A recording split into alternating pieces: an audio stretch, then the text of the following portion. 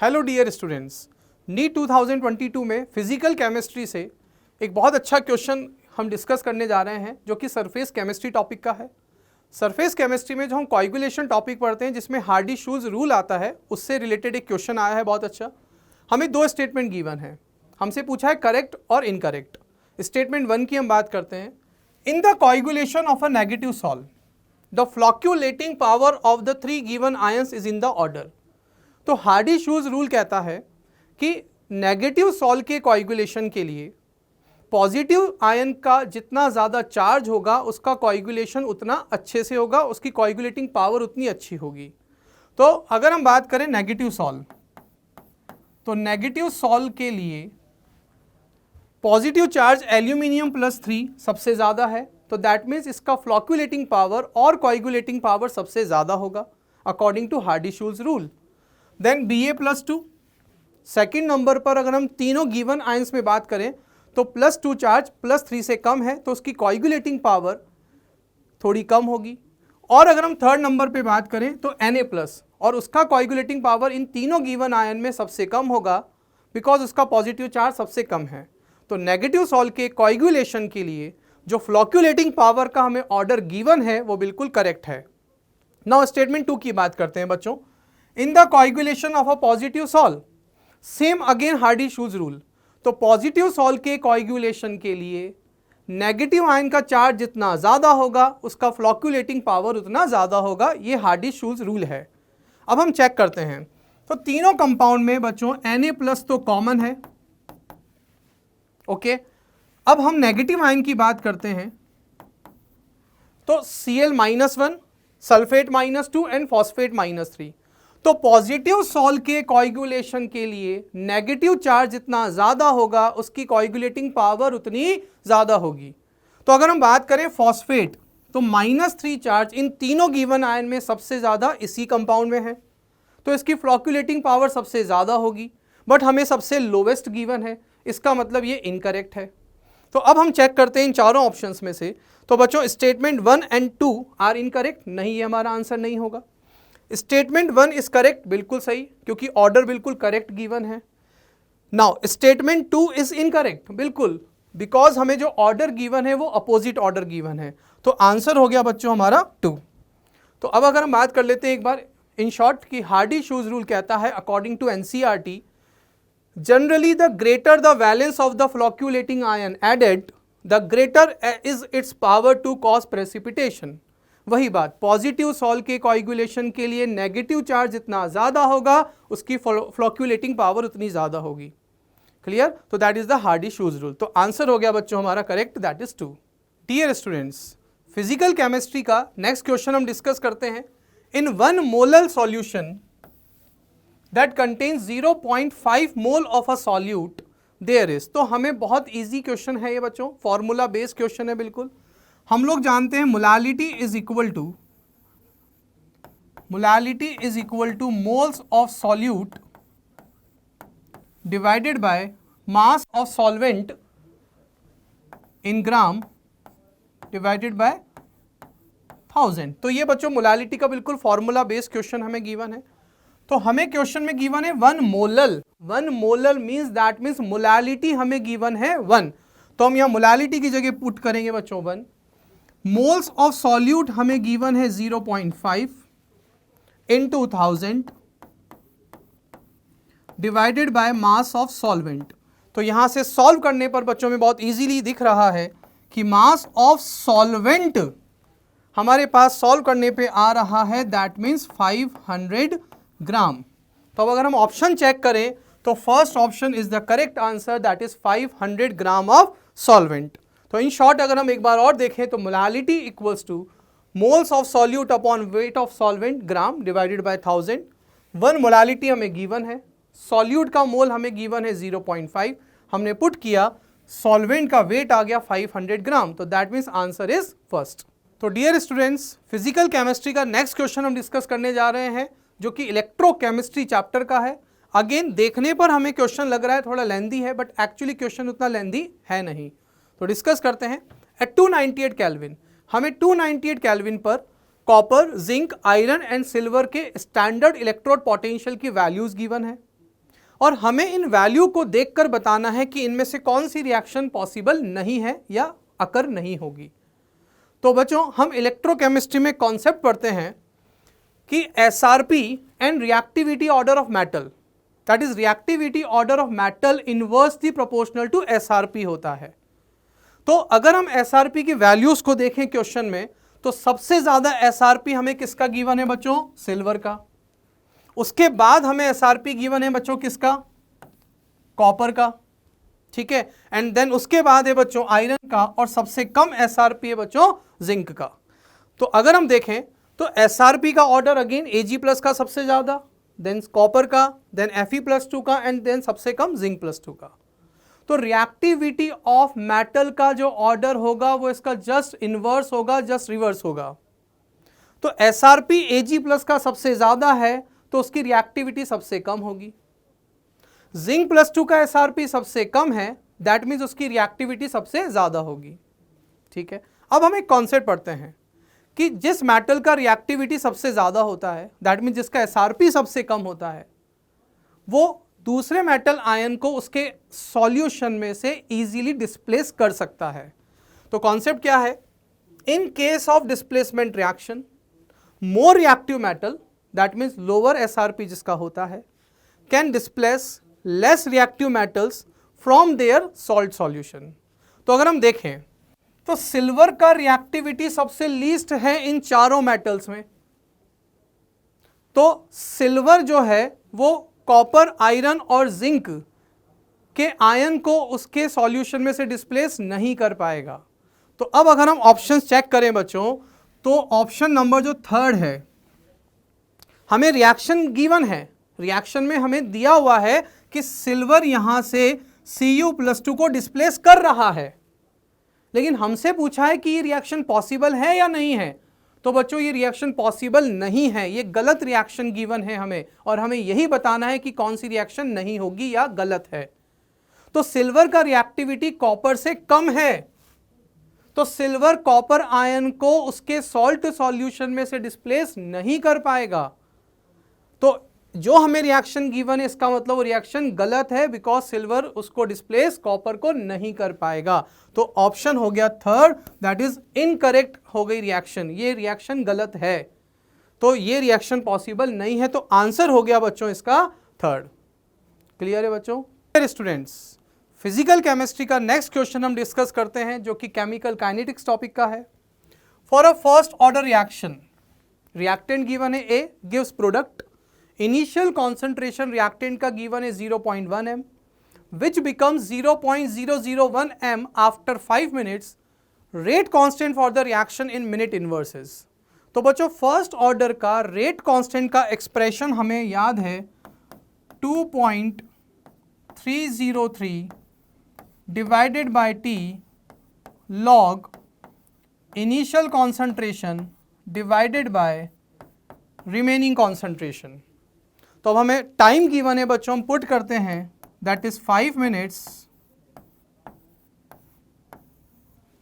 Initial concentration हमें question में given है 10⁻⁻1, दैट इज ये जो 0.1 हमें गिवन है, दैट मीन्स 10⁻⁻1 हमें गिवन है।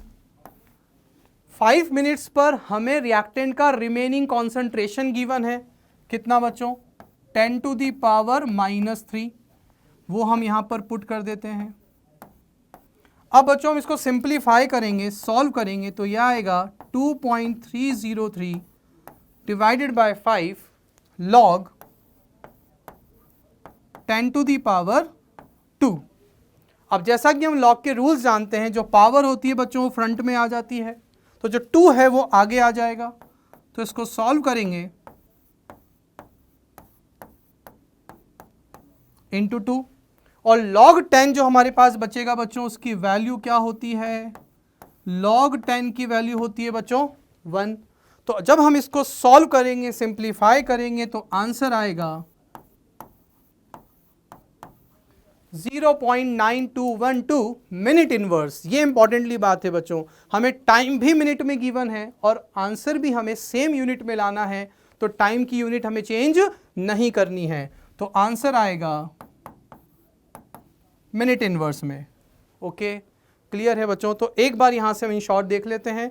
हमें इनिशियल कॉन्सेंट्रेशन गिवन था, रिमेनिंग कॉन्सेंट्रेशन गिवन है, हमने इसको सॉल्व किया। ये था 10 की पावर -1, ये है 10 की पावर -3। इसको सॉल्व किया था, हमारे पास आया था log 10 की पावर 2। पावर 2 बच्चों आगे आ गई थी, देखें, और log 10 की वैल्यू 1 मल्टीप्लाई डिवाइड किया 0.9212 minute inverse is the answer. तो हमारा करेक्ट आंसर हो गया बच्चों फर्स्ट ऑप्शन। क्लियर? ओके बच्चों। तो बच्चों इस बार नीट 2022 में पुराने पैटर्न के क्वेश्चन असर्शन रीजन वाले जो प्रश्न है वो फिर से देखे गए। तो आइए देखते हैं क्वेश्चन क्या है। Question is given below are two statements, one is labelled as assertion and the other is labelled as reason. तो असर्शन को हम रीड करते हैं। It says in a particular point defect an ionic solid is electrically neutral even if few of its cations are missing from its unit cell.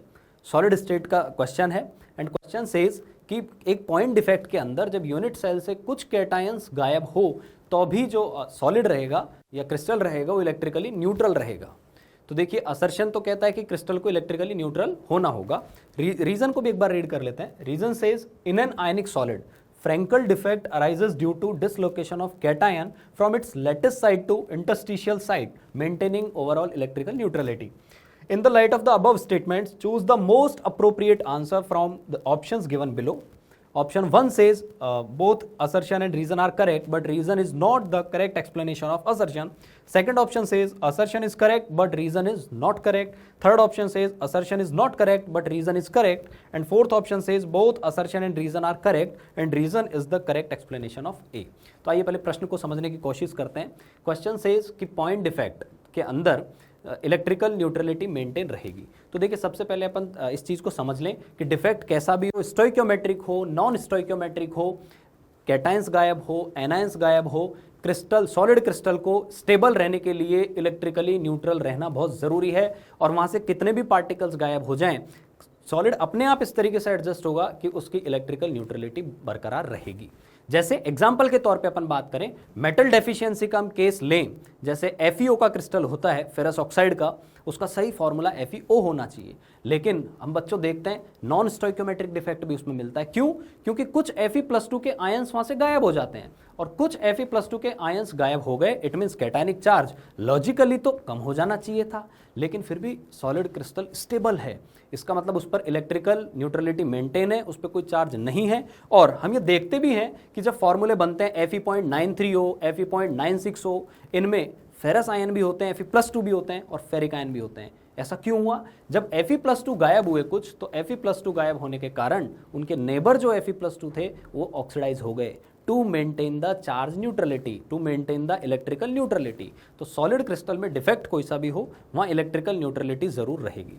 Reason कहता है कि Frenkel defect जो है वो इस कारण से आता है कि यूनिट सेल से जो कैटायन है वो अपने लेटिस पॉइंट से शिफ्ट होकर इंटरस्टिशियल साइट में चले जाते हैं, जो कि बिल्कुल सही है। और वो बोल रहा है कि वहाँ भी इलेक्ट्रिकल न्यूट्रलिटी मेंटेन रहेगी, क्योंकि अल्टीमेटली कोई पार्टिकल वहाँ से गायब हुआ ही नहीं। तो ये भी सही है अपने आप में, दोनों इंडिविजुअल स्टेटमेंट सही है। लेकिन जो स्टेटमेंट 2 है, जो रीजन के तौर पे यहाँ दिया गया है, वो असर्शन को जस्टिफाई करता हुआ नजर नहीं आ रहा है। जस्टिफिकेशन यही होगा कि सॉलिड स्टेबल होने के लिए इलेक्ट्रिकल न्यूट्रलिटी मेंटेन करेगा, चाहे डिफेक्ट किसी भी टाइप का हो। तो हम यहाँ बोलेंगे कि जो करेक्ट आंसर अपना आएगा वो आएगा कि both assertion and reason are correct, but reason is not correct explanation of assertion. तो first will be the correct answer. तो यहाँ आपके सामने सॉल्यूशन जो है वो रिटर्न। नेक्स्ट क्वेश्चन देखते हैं। The question says the given graph is a representation of kinetics of reaction, जिसमें हमें ग्राफ दिया हुआ है जिसमें y एक्सिस और x एक्सिस दी हुई है। साथ में लिखा हुआ है कि कांस्टेंट टेम्परेचर पर y एक्सिस की जो भी प्रॉपर्टी है वो x वाले वेरिएबल के साथ कांस्टेंट है। हॉरिजॉन्टल कर्व हमें दिया हुआ है। साथ में हमें यहाँ पर डिफरेंट ऑप्शंस दिए हैं, उन वेरिएबल्स को हमें y और x पे पुट करना है और देखना है कि कौन से ऑप्शंस में कांस्टेंट ग्राफ आता है। सबसे पहले जो अच्छी चीज़ है प्रश्न की कि उसने जीरो ऑर्डर और फर्स्ट ऑर्डर दोनों एक ही क्वेश्चन में ग्राफिकल मेथड से, ग्राफिकल तरीके से पूछ लिए हैं, जिसमें एक एक पॉइंट उसने आपसे पता करवा लिया है। उसने रेट भी पता करवा ली है, टी हाफ भी आपसे पूछ लिया है, आपसे डिफरेंट एक्सप्रेशन यहाँ पे लिख के और आप इस क्वेश्चन का आसानी से जवाब दे सकते हैं। तो आइए ऑप्शन वाइज देखते हैं इनको। y and x axis for zero and first order reactions respectively are, जिसमें फर्स्ट ऑप्शन में है जीरो ऑर्डर में y एक्सिस पर कॉन्सेंट्रेशन एंड x एक्सिस पर टाइम लिया जाए, फर्स्ट ऑर्डर में y एक्सिस पर rate constant and x axis पर कॉन्सेंट्रेशन ली जाए, तो क्या ग्राफ कांस्टेंट आएगा क्या? तो आइए देखते हैं। तो पहला ऑप्शन में सबसे पहली चीज जो लिखी हुई है कि जीरो ऑर्डर में y पर कंसंट्रेशन x पे टाइम, तो यानी टाइम के साथ कंसंट्रेशन कांस्टेंट हो सकती है? नहीं, कोई सा भी ऑर्डर हो, चाहे वो जीरो हो, चाहे वो फर्स्ट हो, चाहे वो सेकंड हो, concentration have to be decreased. तो concentration has to be decrease, तो हम बोल सकते हैं कि पहला ऑप्शन तो ऐसे ही गलत हो गया। सेकंड ऑप्शन को अपन देखें तो उसमें दिया गया है कि जीरो ऑर्डर में y एक्सिस पर रेट ले लें और x एक्सिस पर कंसंट्रेशन ले लें। तो x एक्सिस पर आप कंसंट्रेशन लेते हैं तो अपन बोलेंगे कि जीरो ऑर्डर के केस में रेट और कंसंट्रेशन का जो रिलेशन होता है वो आता है r बराबर k a की पावर 0, यानी rate is independent of concentration. It means r और कंसंट्रेशन के बीच में कांस्टेंट ग्राफ आएगा। तो this is true. First order के लिए लिखा हुआ है y पर t हाफ ले ले और x पर कंसंट्रेशन ले ले। तो देखिए फर्स्ट ऑर्डर में t हाफ का जो फॉर्मूला होता है वो हमें पता है कि t हाफ कांस्टेंट आता है। इस केस में t हाफ की वैल्यू आती है ln 2/k या 0.693/k। एक कांस्टेंट वैल्यू आती है जिसमें कहीं भी कंसंट्रेशन का टर्म नहीं है। It means T half is independent of concentration. तो वी कैन से कि फर्स्ट ऑर्डर में टी हाफ कंसंट्रेशन के साथ वेरी नहीं करेगा, कांस्टेंट रहेगा। तो सेकंड ऑप्शन की जो दोनों बातें लिखी गई हैं वो बिल्कुल सही हैं। तो सेकंड ऑप्शन यहां पर करेक्ट है। बाकी ऑप्शंस को भी हम चेक कर सकते हैं। जीरो ऑर्डर में रेट और कंसंट्रेशन दिया हुआ है, तो रेट कंसंट्रेशन से इंडिपेंडेंट है, ये तो सही है। लेकिन उसमें जो दूसरी बात लिखी हुई है फर्स्ट ऑर्डर के लिए, उसमें लिखा है कि y एक्सिस पर रेट ले ले और x एक्सिस पर t हाफ ले ले। तो देखो रेट जो होती है फर्स्ट ऑर्डर के लिए, फर्स्ट ऑर्डर की ही अपन बात करें तो फर्स्ट ऑर्डर के लिए रेट क्या आएगी, वो आएगी ka। तो first of all first order में कंसंट्रेशन पे डिपेंड कर रही है और k पे डिपेंड कर रही है। अब t हाफ होता है ln 2/k। अब वो बोल रहा है कि t हाफ को चेंज करते जाएं। तो देखिए t हाफ को चेंज करने का मतलब है k को चेंज करना, और k को चेंज करेंगे तो r भी क्या होगा, चेंज होगा। तो उसमें लिखा हुआ है कि रेट t हाफ से इंडिपेंडेंट है, तो ये बात भी यहां पर गलत हो जाएगी। फोर्थ ऑप्शन जीरो ऑर्डर में कंसंट्रेशन और x एक्सिस पे ले लें हम टाइम, तो बिल्कुल कंसंट्रेशन टाइम के साथ डिक्रीज होगी, तो कांस्टेंट तो होने का सवाल ही नहीं उठता। तो सेकंड ऑप्शन यहाँ पर बिल्कुल सही आएगा। और दोनों ग्राफ आपके सामने हमने यहाँ पर बनाए भी हैं, आप आसानी से इसको ऑब्जर्व कर सकते हैं। बच्चों नेक्स्ट क्वेश्चन जो है अपने सामने, जो क्वेश्चन है ये थ्योरेटिकल क्वेश्चन है और सरफेस केमिस्ट्री से लिया गया है। कई बार बच्चे छोटी छोटी चीज़ों को छोड़ जाते हैं। एंजाइम से प्रश्न ले लिया गया है, एंजाइम के बारे में चीज़ें पूछी गई है, कंप्लीटली थ्योरेटिकल चीज़ें हैं। आइए देखते हैं। The incorrect statement regarding enzymes is, first option says like chemical catalyst enzymes reduce the activation energy of bioprocess. Second option says enzymes are polysaccharides. Third option says enzymes are very specific for a particular reaction and substrate. Fourth is enzymes are biocatalyst. तो देखिए enzyme के बारे में हमें चार यहाँ पर statement दिए गए हैं और हमें चेक करना है कि कौन सा इनकरेक्ट है। तो देखिए एंजाइम भी एक तरीके का कैटलिस्ट ही है जो बायोकेमिकल प्रोसेसेस में काम आता है। तो यहाँ से एक चीज़ क्लियर हो गई कि कैटलिस्ट है तो कहीं ना कहीं बायो प्रोसेसेस की एक्टिवेशन एनर्जी को कम करेगा, क्योंकि कैटलिस्ट का काम ही होता है कि एक्टिवेशन एनर्जी को कम करे और प्रोसेस को फास्ट करे, रेट को बढ़ाए। तो फर्स्ट ऑप्शन यहाँ पर इसका सही स्टेटमेंट है, इसलिए आंसर नहीं है क्योंकि आंसर में हमसे इनकरेक्ट पूछा है, इस बात का भी हमें ध्यान रखना है। सेकंड ऑप्शन है एंजाइम्स आर पॉलीसैकेराइड। तो ये पॉइंट लिखना यहाँ पर गलत हो जाता है क्योंकि एंजाइम्स जो होते हैं वो यहाँ पर हाई मॉलिक्यूलर मास वाले प्रोटीन मॉलिक्यूल्स होते हैं, ना कि कोई पॉलीसैकेराइड होते हैं। तो सेकंड जो स्टेटमेंट यहाँ पर लिखा हुआ है दैट इज इनकरेक्ट स्टेटमेंट। तो ये इनकरेक्ट स्टेटमेंट है, इसलिए हमारा आंसर जो है वो यही है। थर्ड ऑप्शन को भी हम रीड कर लेते हैं, enzymes are very specific for a particular reaction and substrate. That is true. हम पढ़ते भी हैं, बाकायदे टेबल हमें यहाँ पे बताई जाती है कि अलग अलग कन्वर्जन के लिए अलग अलग एंजाइम यूज करते हैं। फॉर एग्जांपल यूरिया के हाइड्रोलिसिस के लिए यूरियज ही आप यूज करेंगे, यूरियज एंजाइम को आप किसी और अमाइड के हाइड्रोलिसिस में काम में नहीं ले सकते। तो ये बहुत हाईली स्पेसिफिक नेचर के होते हैं। तो थर्ड स्टेटमेंट भी यहाँ पर सही लिखा हुआ है। And fourth statement says enzymes are biocatalyst. That is true कि वो बायो प्रोसेसेस में काम आने वाले कैटलिस्ट होते हैं। तो हमारा आंसर यहाँ पर सेकंड होगा और इसके लिए हमने यहाँ पर जो एक्सप्लेनेशन दी थी दैट इज रिटन हियर। तो बच्चों this question is from electrochemistry और नीट 2022 में इलेक्ट्रोकेमिस्ट्री से अच्छे क्वेश्चंस पूछे गए हैं। तो आइए पढ़ते हैं इस क्वेश्चन को, क्या कहता है। Given below are half cell reactions in which first reaction is MnO4- plus 8H plus 5 electron is giving Mn plus 2 plus 4H2O, जिसका E0 का डेटा आपको दिया हुआ है। E0 का जो डेटा हमें दिया हुआ है वो Mn plus 2 से MnO4- का दिया हुआ है, जिसकी वैल्यू है -1.510 वोल्ट। ध्यान देने योग्य बात इस सवाल में सबसे पहली चीज जो है वो है कि MnO4 माइनस रिड्यूस है, रिडक्शन की रिएक्शन दे रखी है, और डेटा देखिए ऑक्सीडेशन का दिया हुआ है, Mn+2 से +7 का डेटा हमें दिया हुआ है। तो ध्यान देना है, रिएक्शन रिडक्शन की है, डेटा SOP का है। आगे पढ़ते हैं। Half O2 + 2H + 2 electron gives H2O। यहाँ ऑक्सीजन का रिडक्शन दिया हुआ है, और E0 का जो डेटा दिया हुआ है वो भी E0 O2/H2O which is +1.223 volt. तो यहाँ रिडक्शन का ही डेटा दिया हुआ है, ऑक्सीजन 0 से -2 में जा रहा है। तो reaction reduction, SOP, reaction reduction की, और यहाँ SRP। आगे पढ़ते हैं। Will the permanganate ion MnO4- liberate O2 from water in the presence of an acid? क्या MnO4- आयन पानी से ऑक्सीजन गैस लिबरेट कर पाएगा एसिडिक मीडियम के प्रेजेंस में? तो ये चीज बेसिकली वो पूछना चाह रहा है, क्या MnO4- पानी को ऑक्सीडाइज कर सकता है? क्या MnO4- रिड्यूस हो सकता है? तो ये चीज याद कीजिए बच्चों, हम किससे देखते थे? ये हम देखते थे SRP की मदद से, स्टैंडर्ड रिडक्शन पोटेंशियल की मदद से। तो क्यों ना हम सबसे पहले यहाँ SRP का डेटा देख लें कि SRP का डेटा क्या है। या पहली रिएक्शन में हमें SOP का डेटा दिया हुआ है, तो इसको जब हम SRP में कन्वर्ट करेंगे तो डेटा आएगा E0 MnO4- Mn+2 is equal to +1.510 volt. और यहाँ तो SRP का ही डेटा दिया हुआ है ऑलरेडी, +1.223 वोल्ट। अब देखिए हम बात करते हैं जिसका SRP ज़्यादा उसका रिडक्शन होगा कहाँ? कैथोड पे। जिसका SRP कम उस केस में ऑक्सीडेशन होता है कहाँ? एनोड पे। तो ये तो क्लियर हो गया, कैथोड वाली रिएक्शन जो है ऊपर की है, और एनोड पे रिएक्शन कौन सी होगी? ये रिएक्शन होगी, लेकिन क्या ये जैसे लिखी है वैसे होगी? नहीं नहीं, ये तो ऑक्सीजन का रिडक्शन लिखा है, एनोड पे तो ऑक्सीडेशन होता है। तो किसका ऑक्सीडेशन होगा? पानी का होगा। तो ये बात एक तरीके से तो यहाँ से समझ में आ गई हमें कि कैथोड पर रिएक्शन कौन सी हो गई? MnO4- रिड्यूस हो गया। तो हमने लिखा MnO4- +8H +5 electron gives Mn2 +4H2O। Anode की हम बात करें तो एनोड के ऊपर ऑक्सीडेशन होगा, और किसका होगा? पानी का ऑक्सीडेशन होगा। तो हमने लिख दिया H2O gives half O2 + 2H +2 electron. तो ये हमने दोनों हाफ सेल्स को अरेंज कर लिया कि एनोड पे क्या होगा, कैथोड पे क्या होगा। सेल रिएक्शन हम देखना चाहे तो हम पहली वाली रिएक्शन को 2 से मल्टीप्लाई करेंगे, दूसरी वाली रिएक्शन को 5 से मल्टीप्लाई करेंगे, इलेक्ट्रॉन बैलेंस होगा, सेल रिएक्शन आ जाएगी।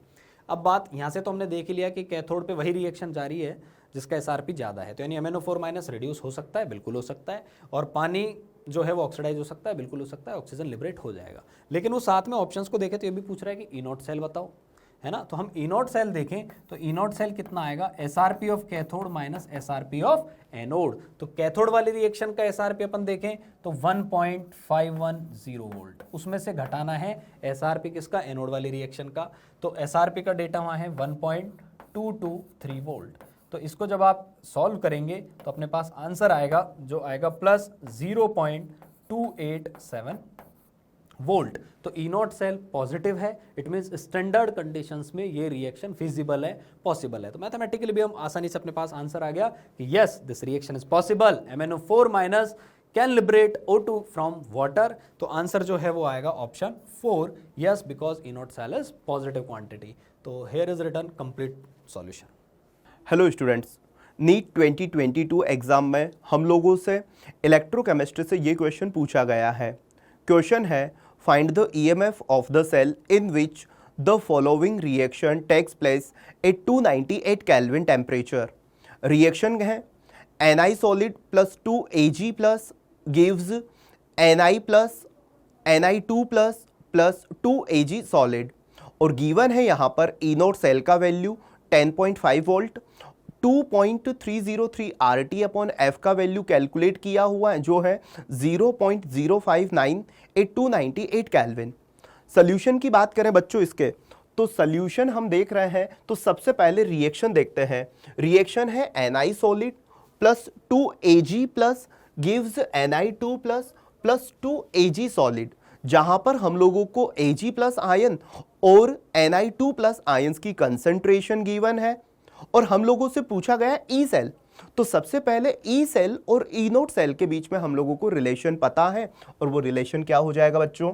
वो हो जाएगा E cell is equal to E0 cell minus 0.059 upon n log active mass of product divide by active mass of reactant. अब जब हम बात करते हैं यहां पर एक्चुअल में टर्म क्या आती है बेटा, यहां पर जो टर्म है वो हमारे पास क्या आती है, वो टर्म आती है बेटा यहां पर क्या, वो आती है log के। अब के मतलब इक्विलिब्रियम कांस्टेंट, और इक्विलिब्रियम कांस्टेंट की बात करें तो वो क्या होता है, active mass of product divide by active mass of reactant. और मुझे पता है कि एक्टिव मास की जब बात की जाती है तो सॉलिड का कंट्रीब्यूशन उसमें हम 1 लेते हैं, तो सॉलिड जो है वो यहां पर यूज में नहीं आएंगे। तो हम लोगों को क्या करना है, एक्टिव मास ऑफ प्रोडक्ट, तो प्रोडक्ट में कौन आएगा, केवल Ni आएगा। प्रोडक्ट हमारे पास Ag भी है, बट Ag की फिजिकल स्टेट सॉलिड है, तो सॉलिड को हम यूज में नहीं लेंगे। उसी तरह बात करें बेटा यहां पर, तो reactant active mass of product divide by active mass of reactant. जब रिएक्टेंट की बात करेंगे तो केवल किसे यूज में लेंगे, Ag प्लस आयन की कंसेंट्रेशन को यूज में लेंगे। Ni की फिजिकल स्टेट सॉलिड है, तो सॉलिड को यूज में नहीं लिया जाएगा। नेक्स्ट बात करते हैं, active mass of product divide by active mass of reactant तो होता है, बट बेटा बताइए स्टोइकियोमेट्री भी कहां जाते हैं, पावर में। तो इन सब्सटेंसेस के जो स्टोइकियोमेट्रिक कोएफिशिएंट है 1, Ni2 प्लस का कितना है 1, तो वो उसकी पावर में चला जाएगा। और बेटा Ag प्लस का कितना है 2, तो वो उसकी पावर में चला जाएगा। वैल्यू पुट करते हैं यहां पर, और जब वैल्यू पुट करके फाइनली हम जब कैलकुलेट करते हैं बेटा, तो फाइनली ई सेल जो गिवन डेटा है क्वेश्चन में उनके अकॉर्डिंग निकल कर आना चाहिए 10.4115 वोल्ट।